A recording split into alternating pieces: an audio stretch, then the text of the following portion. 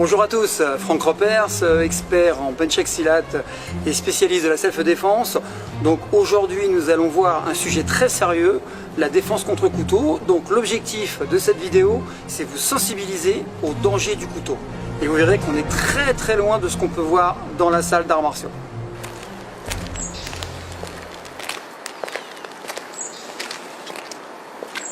Ça c'est ma voiture. Déjà tu dis bonjour enculé.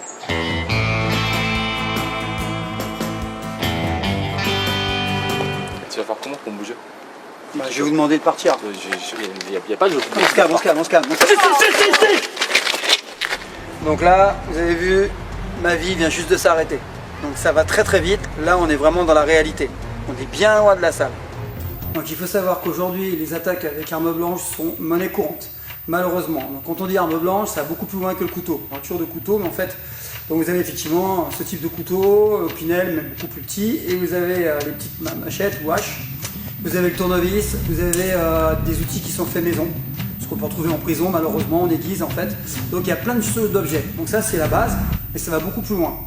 S'il le tient en pique à glace, ici, les attaques sont limitées. Elles sont surtout hautes et latérales. Par contre, s'il la tient comme ceci, là c'est un petit peu différent. On peut bien varier. Il peut attaquer de face, il peut faire des slash. Ici, il peut attaquer par en dessous. Donc, il est beaucoup plus facile de se défendre sur ce type d'attaque, genre psychopathe, que sur ce travail-là. Là, ça devient très complexe. Maintenant, vous avez vu en début de vidéo le type d'attaque qu'on peut rencontrer, qui n'a rien à voir avec ce qu'on travaille à la salle.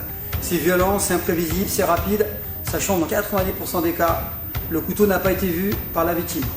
Donc, on peut travailler que sur les 10% qui restent. Donc, là, nous avons 4 types d'agression. Premier type, c'est la menace. La menace avec une distance entre la cible, donc moi, et la lame. Et donne tout ce que t'as toi. Donne.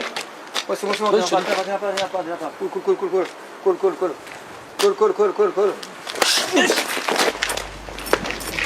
Donc il est évident qu'avec le couteau, on n'a pas envie de faire le malin, hein. C'est vraiment en dominant et non en dominé. Donc ce que je vais essayer de faire, c'est de le rassurer en tant que dominant. Soit en donnant ce que j'ai, soit en fuyant, encore une fois. D'accord, donc il faut que je le rassure pour essayer de le calmer et en fait essayer de le détendre. Et à ce moment-là, c'est là quand je sentirai que je peux éventuellement fuir et me frapper, si je suis obligé. Donc la défense en général comprend 3 étapes. Première étape, je dévie. Deuxième, je touche un point vital. Et troisième, j'observe et je fuis. Quand on fuit, c'est pareil. On ne tourne pas le dos tout de suite. On fait quelques pas en arrière et après on court.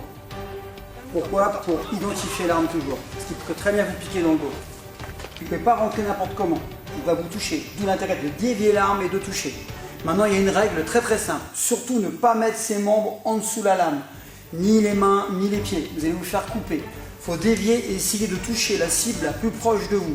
Là, il est évident que ce n'est pas les yeux. Parce que s'il revient, il me coupe. Donc, je vais pousser et je vais toucher la jambe. Comme ça, s'il revient, je ne suis plus en dessous de la lame. Donc, encore une fois, vous n'avez pas le droit à l'erreur. Donc n'allez pas faire ce genre de choses, vous restez ici, bing, je lui prends le poignet, je l'emmène, c'est pas possible. Deuxième type d'agression, c'est celui où la lame est en contact. Et il peut y avoir éventuellement une saisie, ce qui va compliquer les choses. D'accord? C'est toujours la menace. Vas-y, donne tes levées, donne ta chaîne. Ok, calme-toi, je vais te donner, calme-toi. Ferme ta gueule, donne. Reste cool. Vas-y,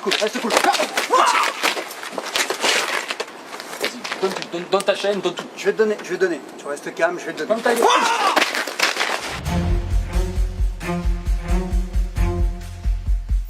Troisième cas de figure, c'est l'attaque préméditée, programmée.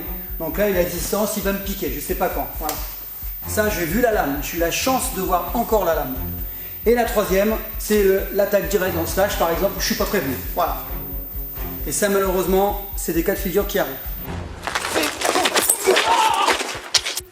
Alors, là, c'est pas critique. Il y a des techniques qui sont efficaces dans certains contextes, mais pas dans d'autres. Alors, le sol serait efficace one-on-one.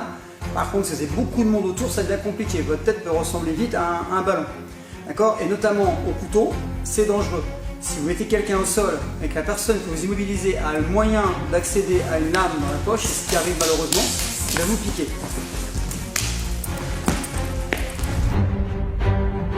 Donc là, on va parler des blocages. Il y a des blocages qu'il faut absolument éviter. Parce que là, vous allez surtout vous faire couper. Exemple, pourtant on voit malheureusement encore dans certains magazines. Une frappe en pique à glace.